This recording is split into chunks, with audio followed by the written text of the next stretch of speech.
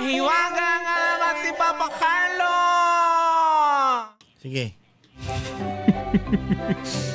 Grabe naman yung pagka-intro. Sige. Sige. Sabi sa Bukawi, sige, tumisting ka, Eka. Sige, tumistingin mo! Sige, tumisting ka. Sige, liga rito. Umamba ka. Bibigwasan ko yung mukha mo. Tumisting ka. Tumisting ka, Eka. Okay, mga kabarangay. May mga nakatayo pa, bastos ha. Maupo nga kayo dyan. Upo kayo. Upo kayo ha. Upo kayo dyan. Tahimik. Upo! Para kayo na sa LTO ah. Kwento na window 5 tayo, window 5.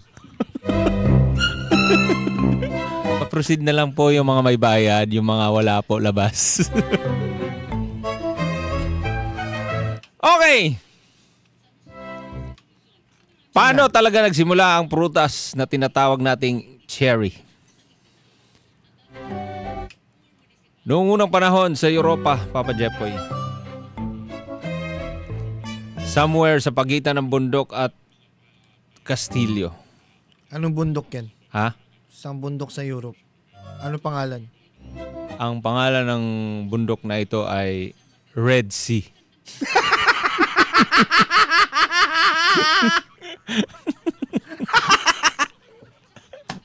Bundok, pero pangalan Red Sea. Red Sea.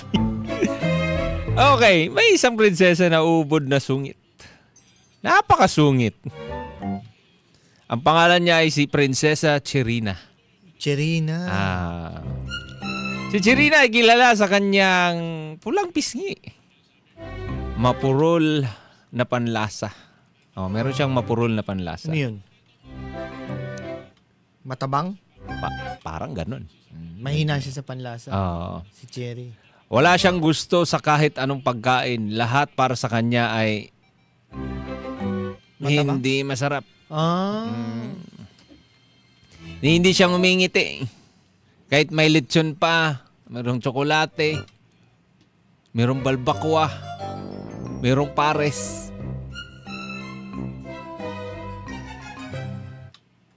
At laging ganito ang dialogue niya. Ew. Wala na bang iba?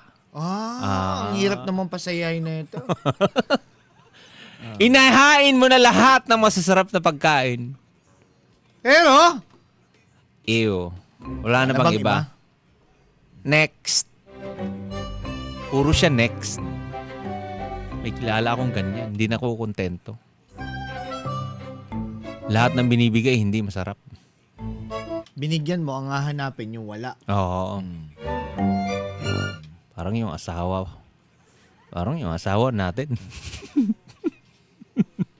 Hahanapin yung wala. Hahanapin yung wala. Dami mong dala, hahanapin yung wala. Hype na yun. Hindi ka na tumama eh. Hindi ka na tumama. Isang araw ang hari ay nais na nagsalita.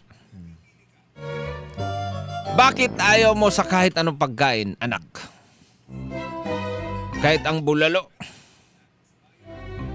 Kahit ang bulalo ni Aling Merla ay dinedma mo. Lahat ng mga masasarap na pagkain ay dinededma. Kaya ay pinasabog ng hari ang balita sa buong kaharian. Kung sino man ang makapagpapangiti sa prinsesa gamit ang pagkain, ay makakatanggap ng isang sangkap or isang sako ng ginto. Libreng wifi at lifetime supply ng crispy pata. Uy. Oh. Ano nangyari ngayon? Sino nakapagpangiti ngayon? Ngayon, pinatawag lahat ng mga chef. Dumating. Dumating si Doc Ferds. Hype ka, chef. Vet yan eh. Vet pa yun. Dumating Doc Ferds. Vet ang hanap! Sabi ng hari, Vet, umuwi ka! Ngayon, dumating si Chef Boy Logro. Yun ping, ping, ping! Ping, ping, ping! Ngayon, dumating na mga best chef sa kaharian. Ngayon, merong nagluto, Papa Jepoy. Kakaiba to. Ano nangyari? So, pinatawag na lahat ng mga magagaling na chef, Papa Jepoy. Para lang mapangiti ito si, ano pangalan? Cherina? Cherina. Ngayon, Papa Jepoy, itong isang chef ay nagluto ng unicorn souffle. Ano? Unicorn souffle. Ano yun? Hindi ko alam. At meron namang gumawa ng ice cream na umiilaw. At merong nag-serve ng popcorn na may fireworks. Kakaiba yung mga siniserve nila. Para lang para lang mapasaya itong prinsesa. Lahat ng mga chef na mga magagaling, ang nangyari, Papa Jepoy. Umubra? Ha? Umubra? Deadma? Wala pa rin, hindi pa rin napangiti. Hindi Wala pa rin. na bang iba? Ganun pa rin? Wala na bang iba, sabi. So, ang sabi niya, ang boring naman, hindi ako natutuwa. Wala pa rin. Ang hirap naman pasayahin yan. Hanggang isang araw may dumating na matandang hardinero. Tahimik lang siya, may dala siyang maliit na pulang prutas na parang marble. So, sabi nung hardinero, Prinsesa, tikman mo to. Simple lang, pero puno ng tamis at asim ng buhay. Si Cherina, medyo bored. So, she tried it, Papa Jepoy. Sinubukan. Kumbaga, okay. Boring, sabi niya. Ganon.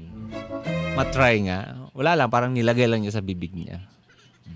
At unti-unti niyang kinakagat. Ano yung binigay sa kanya? Yun, yung kulay galing pula? galing sa hardinero. Kulay pula. Violet. Kulay violet.